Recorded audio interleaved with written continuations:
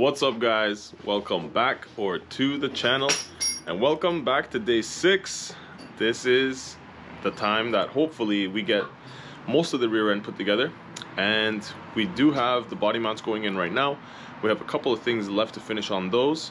Todd did actually do a little bit of work in the back that I'm going to show you guys in just a second, and as it always goes, I did pick up a few more things. So I actually have a few parts that we are waiting for that are on order that I don't want to spoil it just yet, but I'm just gonna say this thing is gonna have an entire new look when we're done.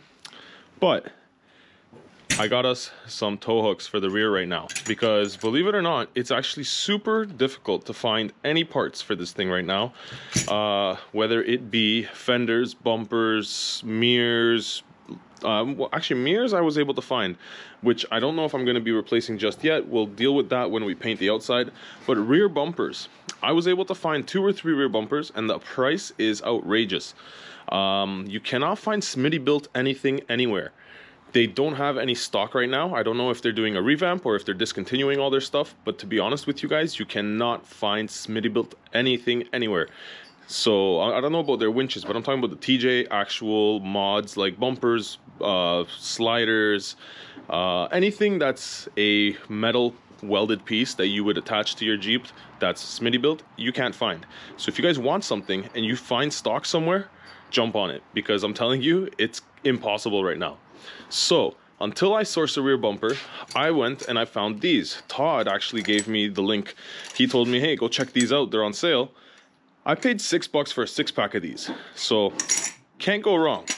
And these are rated for 5,000 pounds, and the TJ tow hooks, these guys that are built in from the factory, are rated for 5,500. So it's very, very close, and I'm pretty much not gonna worry too much now, because 500 pounds isn't that big of a deal this way or that way. And these are gonna save me from destroying anything back there, because the main issue is I was having to put a soft shackle around my frame and between the frame and the cross member, because I had nowhere else to really attach anything. So that's where I was attaching things, and lucky for me, I didn't pull the cross member off, but that's not the best way to do it. So now that I can show you guys what's happening in the back, we sleeved it from the inside. Instead of putting more material on the outside, which we also did in a few sections, we mostly sleeved it from the inside and built out. That way we gave it the strength that it needs without giving it too much more material and bulk on the outside, so that we can actually still work with it. And this is basically what we're dealing with here. We've got a bit of a patch here, we've got an interior patch, you can see we've already welded in there, and there is another plate that runs all the way along here, all the way, if you can see, up and over there. So that still needs to get welded in. This isn't finished, this is just in the process, but I'm showing you guys basically what we're dealing with back here. And these tow hooks, I don't know if we're going to be putting it on the side, on the bottom, or where we're going to be putting it, but I'm pretty much looking to put one somewhere near the frame, because that's going to be our strongest point. That's going to be where we beefed it up, and that's going to be where I feel most confident that I'm not going to be ripping anything apart and tearing this thing to pieces. So for now, unfortunately, this is our old cross member. For now, unfortunately, this bumper is going to go back on. It's in decent shape. It's a little bit crumply at the corners here, but to be honest, it's not rusting. It's still solid, like it's still pretty tough. So I'm gonna leave it on there until I can source something. I don't know if it's gonna be a few days, a few weeks, but I am in the market and I am looking for it. It's just I'm not paying $1,000 for a rear bumper for this thing. It's just not gonna happen. So if I can find one for a good price, I'll get it. But no one's looking to break the bank by buying a bumper for crazy amount of money. So I got these for now, and I think that'll do our job for recovery points. And then on this side, we've got the body mounts going in. So this is basically what we're dealing with. We've got this guy in, we've got the front guy in. Front guy threads in. This guy is in as well, but it doesn't thread yet. We still have to put the body off the jack so it settles down, because I think it's just a little bit off to where the bolt doesn't want to line up perfectly. So we're gonna see if we can settle it back in and see exactly what happens there. But yeah, that is where we're at. So I also just cut a couple gussets for over here. You can see we cleaned it all up. and those are right here. So I've got a couple gussets ready to go, and we've got a couple more laying around somewhere. So we're gonna do that on that side, and yeah, that's pretty much the plan for today. Oh, before I forget, there is one more thing I'm gonna attack. So we've got a bit of fender metal. So these are basically what you would use to rebuild a fender if you have any kind of, like, yeah, pretty self-explanatory. But back here where we have this hole, what I'm gonna do is I'm gonna bend this to the shape, get it in there, tack it in with some rivets, and then we're going to fiberglass any of the remaining hole, because this isn't structural. The rest of this is still good metal, you can see. So after we do that, we can clean the rest of this up, recoat it, and we don't have to worry. This is all just surface rust, so I'm not too worried. You can see most of the paint is actually still there, which means the rust hasn't eaten that far into the metal, which is good. There's a bit of pitting, but it's not bubbling, so that's the most important part. And yeah, it looks worse than it is, I promise you that, but we'll get to that part. So today I'm going to try to attack this. We're going to get the body mounts in, and we're going to see how far we can get on the back. Hopefully we can get in the rear cross member, which would be the piece that covers up the frame horns, and hopefully we can get in the rear sill. But let's see where we get. I can see an end in sight. We're getting very close, and I just spoke with a few new sponsors, so there's going to be some really nice parts coming in soon for this thing. So there's going to be a big change done to this thing. This thing's going to be a whole new Jeep by the time we're done, so stay tuned. I'm excited. Hopefully you guys are excited. Now let's get to work. So we've got one that held. The first one I put in over here didn't really hold too well. This one right here. But we've got the bottom one in, so even though the top one wiggles a bit, we're okay. She's staying in place.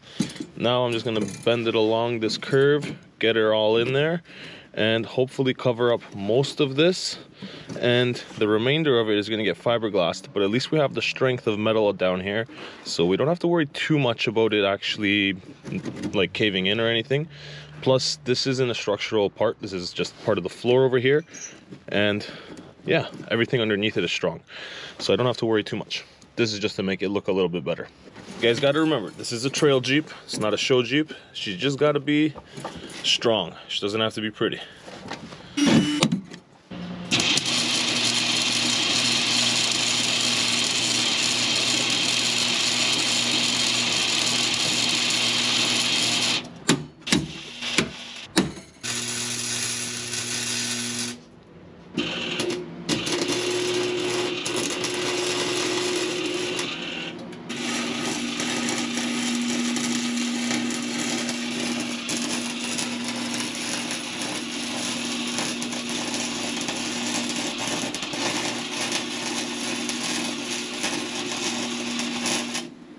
So what we're doing now is fitting our gussets that are gonna fit on the outside of the frame that I showed you guys. It's gonna go to the outside of the frame like that, and to this.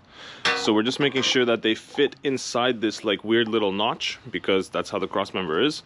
And I just sanded down or cleaned up these edges here so that we can actually sand them in, so we can burn them in, weld them in over there, and get them nice and actually secured. So the back end here we have pretty much squared away, or boxed away I should say, rectangled away. That side is also pretty much done. We need to just take this guy, get the gussets to fit with it, and we can start matching him up in there. And as you guys saw, I already finished the floor over here, so now we're just gonna have to fiberglass a little bit over here. It doesn't look the worst, it doesn't look the best, but the metal is there, so the strength is there. And once we put the fiberglass in, I think it'll be a lot better, but it's not too bad. It's coming along, it's definitely coming along. And yeah, we're gonna just do the seam sealer around here, maybe a little piece of fiberglass in there, and it's not gonna be too bad. It's actually looking pretty good so far.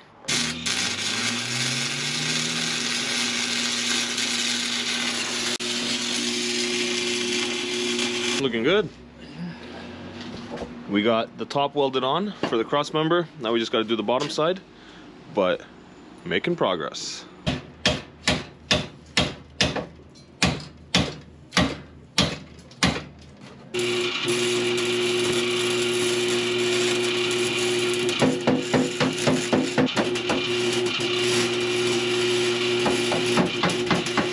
yeah, so we got this side welded up, a couple tacks on the ears there, top is welded, bottom is welded, and same with this side.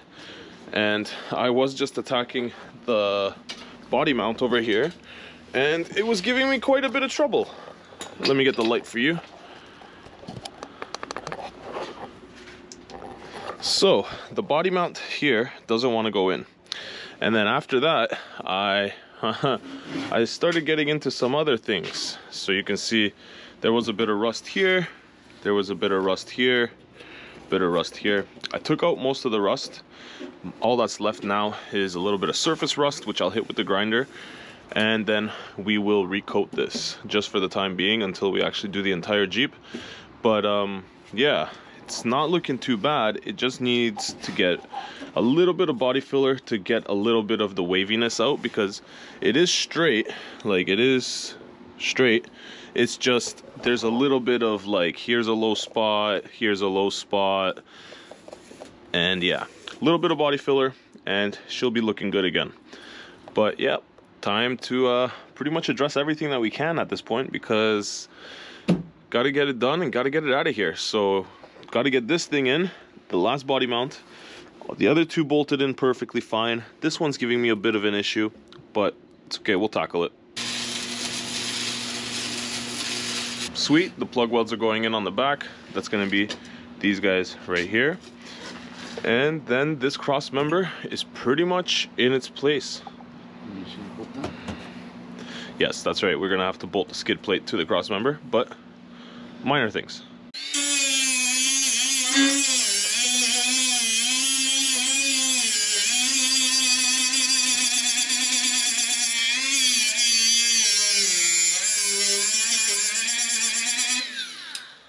So what I'm doing here is the new sill that fits along here doesn't have this cutout in it, and the original one did have this cutout. So when we put the new one on, it sits just on this lip, like barely on it. So we could try to bend it out of the way, but I'm just gonna grind this lip down just so it's nice and flush and we don't have anything kind of fighting itself, and we don't have this piece fighting that piece. So yeah, that's pretty much where we're at. And in a second, I'm gonna get the sill on here for you guys, and yeah, she's gonna start looking a lot more put together.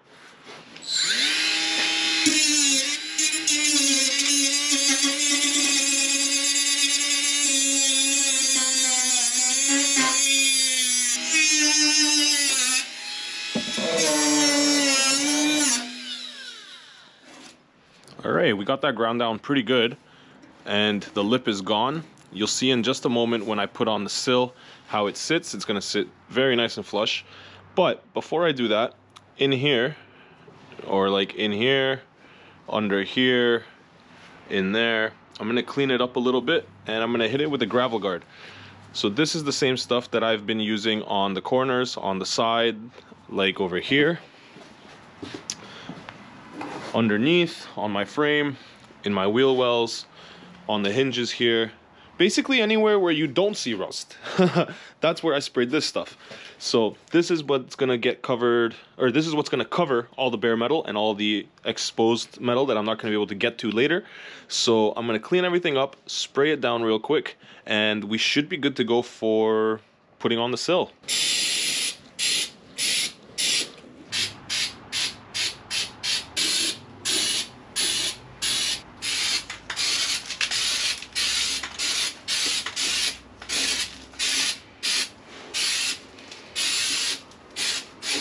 And there you guys have it.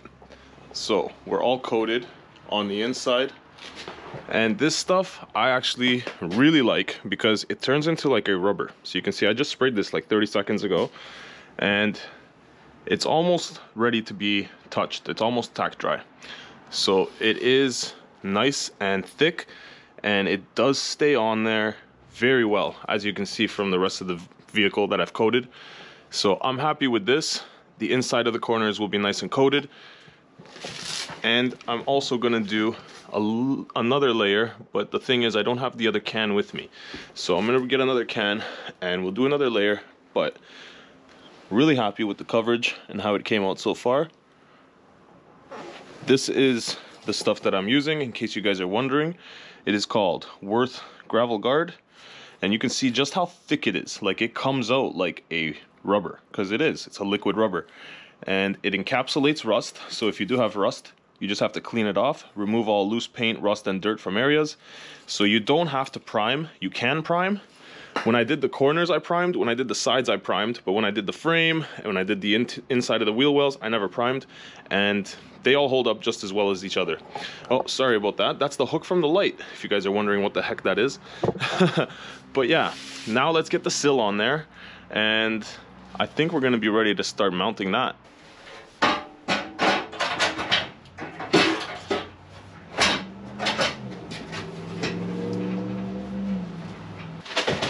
Oh, well, it's been going good, but Todd just said that tacos are ready, so gotta go. I'll be right back. And there you have the sill. So you can see it does cover up those holes that we had over here. We will be putting a little bit of fiberglass, just a little sheet, like a little corner just over here, just to cover this up a little bit better, because you can see a little bit of a gap.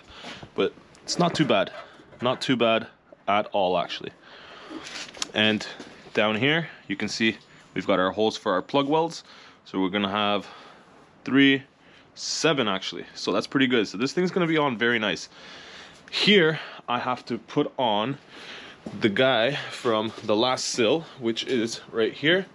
So it's just a little rubber stopper that holds the tire from bumping into the back of the actual Jeep when you close the gate, and that's gonna go in right there. Hole doesn't line up perfect, but I will be able to jack it up just a bit, I think, and get her in there.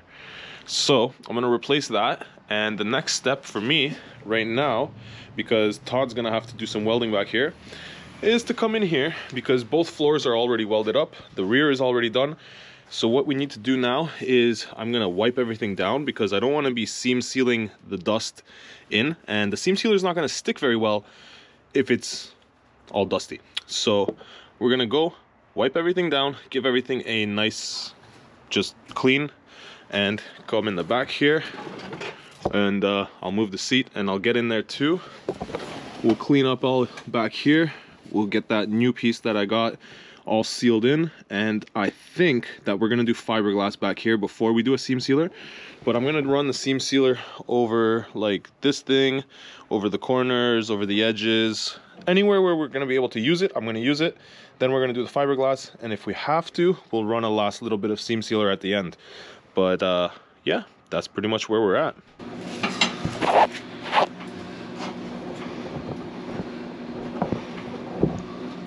Right there. I can hold it if you need.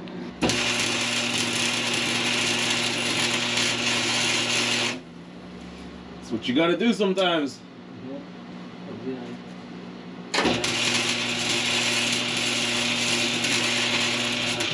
Woo, that burnt.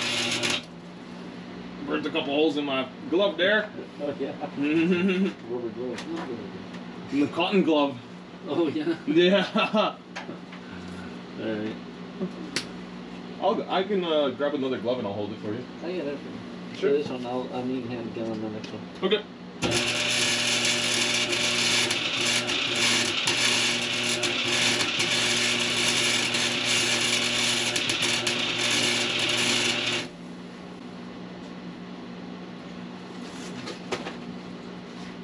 Put the fire right here first.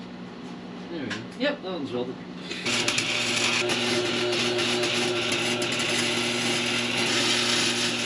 Well, Todd's got the back all burnt in.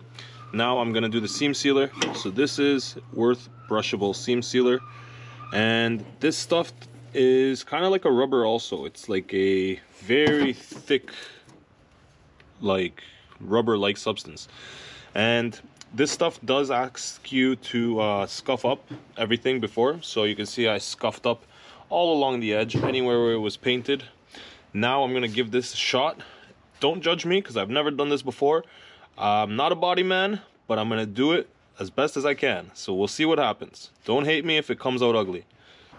I guess we'll start at the top, because you're not gonna see it as much, and if I make a mistake, then yeah. So it seems like you want a good amount of this stuff on your brush, and then you kind of just spread it as you go, kind of like a putty, like Bondo or something. So this is going to take a bit longer than expected. So what I found works the best, because this stuff is so thick, is to just get it as thick as possible on your brush and then just smooth it out along the seam so that you get in all the little cracks and it fills the seam, and then you keep moving on. And I'm sure I'm putting on too much, guys, but like I said, I've never done this before, and to be honest, I'd rather be safe than sorry. I'd rather have it sealed extra than not have it sealed at all. So yeah, it's not gonna look too pretty, but it's not gonna look too bad either.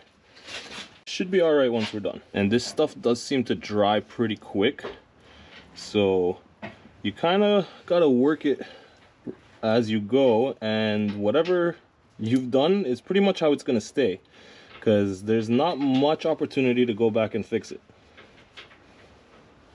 Pretty sure I'm just making a mess over here. Sorry, I'm almost done this side. Well guys, that's the end of day 6. And we actually got a lot done. Let me give you guys a quick rundown of everything we completed today. So we did the seam sealer. I came back and I fixed this side up a little bit just to get the texture a little bit better. But I think it's looking pretty good. Now, things like this, we're gonna have to come back and hit with the fiberglass, and we're gonna just fix that up then. And if there's anything else that I need to touch up, then I can touch it up with the seam sealer at that point. But this one is done. The passenger side is also done, and I have to say they came out pretty good. I'm actually a lot happier with this side because it is the second side I did, so it did come out better. But regardless, they're both done. Both sides are sealed. Check out the back. We've got one side mocked up. The bumper is actually bolted in, so she's bolted in place. The cross member is welded in place. This is also welded in place. So the sill is good, the cross member is good, the bumper is back. Like I mentioned earlier, I am planning to get a new bumper, but I'm not trying to spend like $7,000 to $1,000. So as soon as I find a bumper for a decent price, we'll be replacing this bumper. But for the time being, this one has to go back on. And this is all dry in here now, and you can see it dried really well. Everything is looking great. And check this side out. Like that's factory, man. Doesn't get any better than that. Now this side, obviously, we still need to tack weld. We're gonna be tack welding it here, here, and up here. But I think this is looking really good. I'm very, very happy that we're almost done. And I think another week, maybe 2, but I think another week and we should be out of here. Now we still need to tighten up the body mount in the center on the passenger side. For whatever reason, that one body mount doesn't want to line up and doesn't, well, it actually lines up, it just doesn't want to thread in. So I'm going to try getting a new bolt. I'm going to try different things. I don't know if it's the bolt or if it's the mount, but either way, it doesn't want to line up. So I'm going to have to figure that out. The back, we need to just finish up the corners. Inside, I need to go into the back seat and I need to get the last little bit fiberglass. So we're going to do the fiberglass on the back, in the trunk, and on the passenger side next week, or the next day that I'm here, which might be tomorrow, might be next week. We'll see. So yes, like I said, fiberglass needs to get done. The rear corners need to get done. The torque boxes are going to get tack welded in from underneath now that everything from the upside is done. And we also have all of the body mounts in. So those are going to get tack welded in. The rear corners are going to get tack welded in. And I have another surprise for you guys. So shout out to TFT Off-Road. And if you guys are in the market for any off-road goodies or anything like that, then definitely jump over to TFT, check what they have, call them up. Chris is also a super guy to work with. He will help you with your build, tell him what kind of build you want, and he'll work with you finding your parts and building your perfect Jeep. But he helped me out find some parts. We've got a couple goodies that are gonna definitely change the look of this thing. We're gonna have a whole new look on this Jeep. And yeah, I don't wanna say too much, but we've got some more parts coming, so just stay tuned. But I think that's gonna be it for today's video. I think that's gonna cut it. Hopefully you guys enjoyed today's video. Hopefully you guys will be here for the next one. And if you guys are new down here, please jump down there, hit the subscribe button, hit that like button, give this video a share, and hopefully I'll see you guys in the next one. But until then, guys, ride safe out there. Peace.